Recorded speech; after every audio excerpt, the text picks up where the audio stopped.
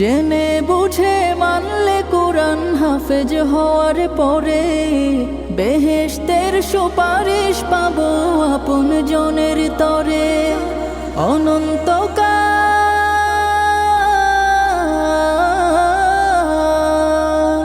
অনন্তকাল থাকবো সুখে জান্নাতের বাগান।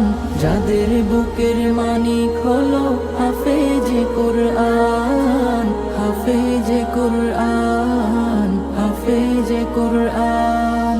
কিয়ামতের মাঠে যখন থাকবে সবাই ভীত, হাফেজদের মা বাবা তখন হবে সম্মানিত।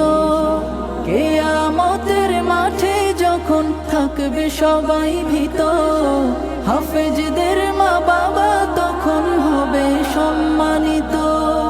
তাদের